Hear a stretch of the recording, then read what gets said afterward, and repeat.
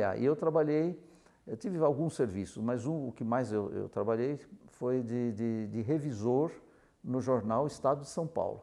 Então, em 1973, Dom Paulo Evaristo foi lá conhecer essa prelazia de Itacoatiara, junto com o padre Celso. Em 1974, mandou os padres, entre eles o padre Celso, e em 1975 mandou um grupinho de leigos, eu fui nesse grupo. Fiquei 2 anos no Amazonas como missionário. Então eu tive um trabalho muito ligado com esses italianos que fizeram lá uma escola agrícola. Tem até hoje, tudo muito modificada, tudo, mas eu sei que tem até hoje. Eu fui o primeiro professor dessa escola agrícola. Ao dar aula em religião, eu fiquei com vontade de estudar teologia. Certamente queria ser padre, mas não tinha clareza. Então, quando o Celso falou, vem morar comigo, que eu vou receber mais um grupinho de estudantes de teologia, seminaristas, eu falei, não, mas eu não estou pensando em ser seminarista, eu quero estudar teologia. Ele falou, não, mas dá na mesma, você estuda e depois vê. Eu não tive essa experiência de 10 anos de seminário, né? Propedêutico, filosofia e teologia, uma coisa que muitos seminaristas tiveram regularmente. Eu não tive esta experiência. Aí, claro, se antes, como jovem leigo no mundo, eu fui descobrindo um pouco este encanto da missão e quis ser missionário, agora, como seminarista para ser padre, a gente foi descobrindo um pouco o encanto da periferia, a gente queria ir trabalhar na periferia.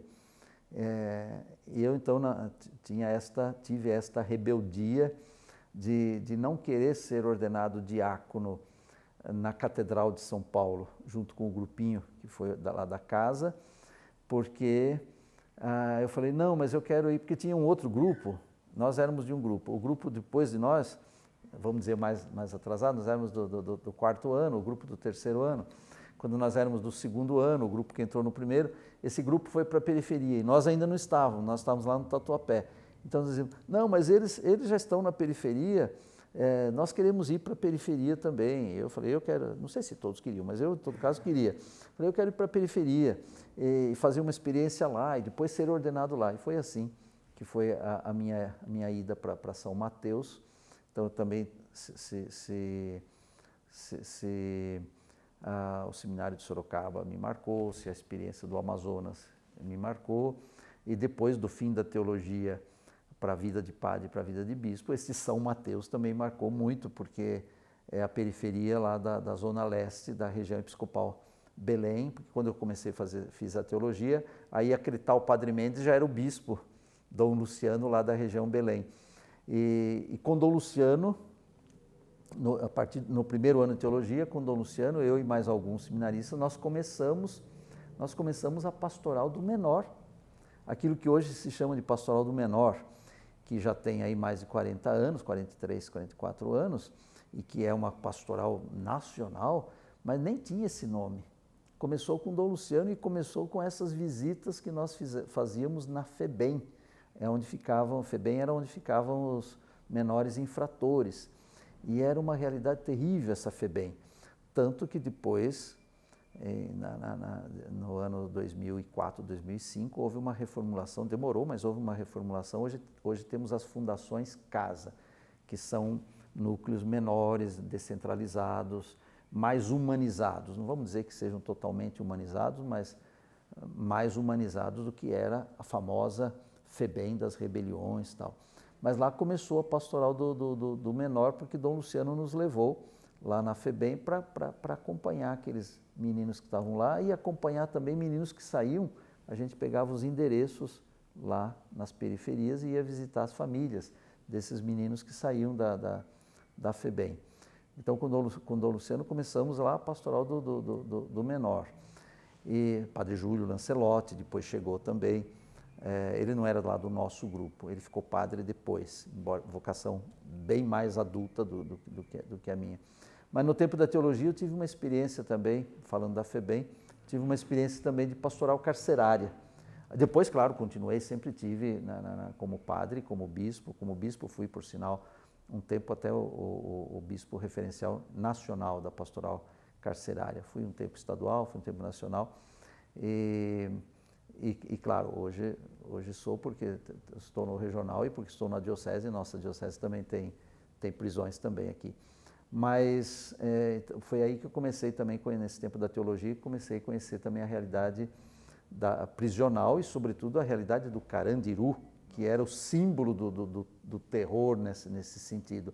E lá o nosso trabalho nem era tanto pastoral específica, era um trabalho de ensinar, de preparar um grupo de presos para o supletivo, para eles fazerem o exame e terem um estudo. Então eu dava aula de português, como tinha feito letras, dava aula de português e de literatura, outro dava aula de matemática, outro dava aula de biologia. Então éramos um grupinho que íamos lá uma vez por semana, cada um ia um dia da semana para dar aula para esses presos. Foi lá que eu aprendi, lá me ensinaram, nem cheguei a aprender bem, mas lá me ensinaram a jogar xadrez. Tinha os presos lá que jogavam bem xadrez e que enquanto a gente ficava esperando, porque chegava, entrava e até ter autorização, então a gente ficava um tempo esperando até que pudesse mesmo entrar na sala e dar essas aulas. E alguns que tomavam conta, presos que tomavam conta dos outros e que jogavam xadrez, me englobaram lá no hoje eu não sei mais nada, mas naquele tempo eu aprendi a jogar xadrez. Bem, a vida é um xadrez, né? Que vai para lá, que vai para cá, e no xadrez tem bispo também, né? Então foi um pouco essa a minha experiência no tempo da formação. Depois fiquei padre lá em São Paulo, na Arquidiocese de São Paulo, na região episcopal Belém. Durante 20 anos eu fiquei padre lá. Quem me ordenou? Foi Dom Luciano que me ordenou diácono, lá na periferia.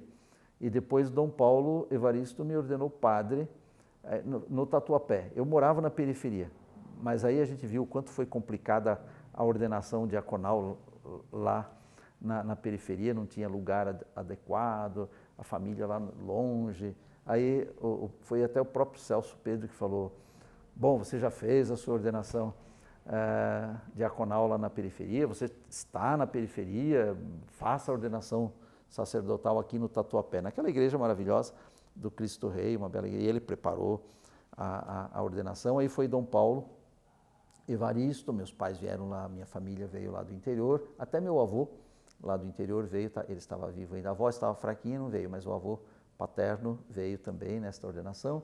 Depois celebrei a primeira missa lá no interior e fui padre durante 20 anos na região Belém, onde eu tinha sido seminarista de teologia. E depois eu fiquei bispo na Arquidiocese de São Paulo, também para a região Belém. Então eu costumo dizer que na região Belém eu fui seminarista, padre e bispo, que é a zona leste da capital de São Paulo. Uma parte da zona leste, porque a outra parte é a Diocese de São Miguel. A parte maior, inclusive, é a Diocese de São Miguel. A nossa região Belém, 1,5 milhão. A Diocese de São Miguel é 2,5 milhões por aí. Então, é uma parte da zona leste da cidade de São Paulo. Então eu fiquei 20 anos. Foi em 80 que eu fiquei padre, fui ordenado em 80 por Dom Paulo Evaristo. E no finalzinho de 2000 eu fiquei sabendo. Mas a nomeação mesmo saiu no dia 3 de janeiro de 2001. Isso mesmo, de 2001. Então, porque 2000 é que acabou o século e o milênio. E eu digo que eu e Dom Manuel que fomos nomeados para São Paulo, para a Arquidiocese de São Paulo, naquele dia 3 de janeiro. E os outros que foram nomeados pelo mundo afora naquele dia, naquela quarta-feira de 3 de janeiro, que nós teríamos sido os primeiros do século e do milênio. Nossa, é verdade. Do século e do milênio, porque 3 de janeiro de 2001, o século e o milênio estavam começando. Foi no tempo de Papa João Paulo II, e fui ordenado em março por Dom Cláudio Umes, porque aí eu fui nomeado bispo auxiliar, não mais de Dom Paulo Evaristo. Dom Paulo Evaristo já era emérito, do arcebispo Dom Cláudio Umes.